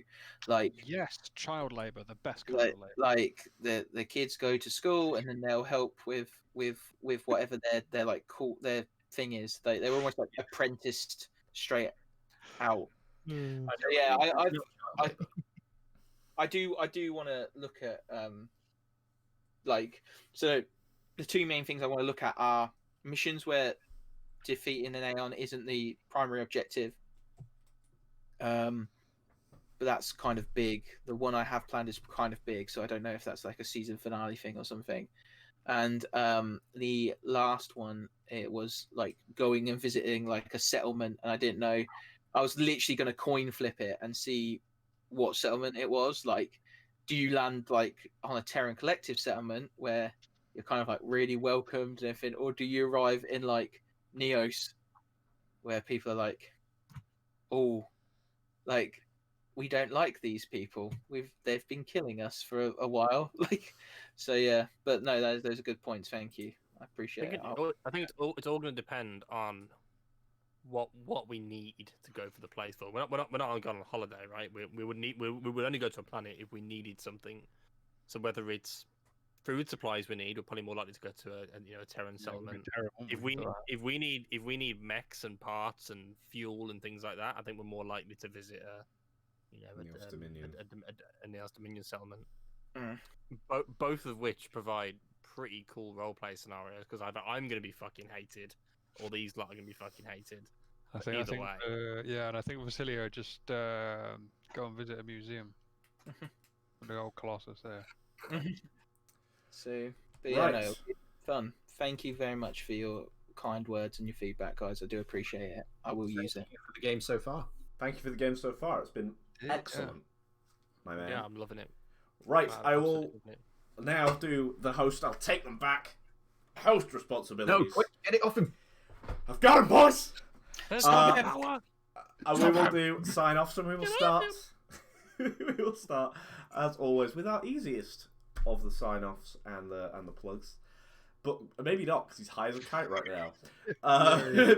Big James, please do your legal drugs. Goodbye. Legal drugs. It was a cocodamol. It is for a back injury. So yeah, I'm Big James. I hide out on the loom. I'm sure they'll put a link in the description below, because those are words I should say. Cool. Right. So directly underneath me, Mr. Uninformed RPG himself, Jordan. Give your plugs. Say goodbyes. Do all that lovely thing. Thank you very much, Ben. As I said, Uninformed RPG on YouTube and on Twitter. My YouTube channel where I make videos about what it's like being new to this hobby and how you can best sort of get in and start having fun. Things have stalled a little bit recently, but hopefully things will be starting up again soon, and I'll be having some videos about our last campaign, which we did, which I GM'd, which was Blades in the Dark. So there'll be a few videos about that, about the campaign, about the system, and then probably some more stuff again in the future. But like I say, unfortunately, real life has got in the way and stalled things, but hopefully soon we should be seeing a bit more activity on that front. So stay tuned and check it out. Nice. We will jump over all the way over to the other side to a Mr. Cernade. Please give us all your just had a rebrand, actually. From this point on, I will now be known as the Flickering Thigh. That's my new rebrand I'm going for. That's where you'll find me. If you want to follow me right now, it'll be Cernade, but in the near future, the Flickering Thigh is where you'll find me. Nice. doing all kinds of shit, to be honest. We've actually not been playing much marbles lately. We've been playing something called Words on Stream, which is like Words with Friends, but everyone plays together. It's been pretty fun. That chat is so frustrating. Just constantly typing just one word and being like, "Come on, come on." The best bit, when you get a correct answer, you have to wait you have to wait until the lock until your name unlocks, so you can put another correct answer in. And I like it when people don't realise their answer was correct, and then they put two correct answers in a row. If you keep an eye on the fast chat moving, you can steal people's answers. That's the secret to success. Just riding on the back of people that are good at words. Out himself now on stream. Fury. Yeah. Okay, we will go to my very good friend and the person in the middle of the whole overlay, doing a fucking rock on side or something, I guess. Addison, please do your plugs, say your things. Don't forget to mention that I was co-hosting with you. You know. Oh yeah, so Ben co-hosted with me Wrong way, where you can find me on the internet, which is the pod of many things on Twitter, Instagram, and YouTube, where I talk about tabletop RPGs, and I'm starting to branch out into different topics now. I said last week that it was the sports one. It wasn't. I made a mistake. Things overlapped, but it's the sports one this week, and Bad Guys with Oz, and then afterwards, me and Ben interview Mitchell from Penny for a Tale, and about his awesome game Necrobiotic, which is pretty damn cool. That looks so fun. So yeah, I've been Pod of Many Things, your favourite friendly furball who hangs around the internet, and I'm glad that you enjoyed it, and I'm glad that you've had fun. Okay, and then finally, we'll do a bit of a zoom out for this, so I can stay in the frame. Hi kids, welcome to the Flickering Torch. We appreciate you. If you liked what you've been seeing and you want to see more, click follow down there. If you want to support this thigh right here, give us a subscribe. You get a cool emote for doing so. You can find us every Tuesday night at 7:30 on England on British Standard Time or Greenwich Mean Time, depending on when you're watching this. Over here at twitch.tv/The Flickering Torch. You can watch the VODs later over on youtube.com/The Flickering Torch, or follow me on Twitter at Flickering Torch. We'll catch you next time. We love you. Say goodbye, everyone. Bye. Hey, guys. Bye, everyone. Bye. See you in a bit.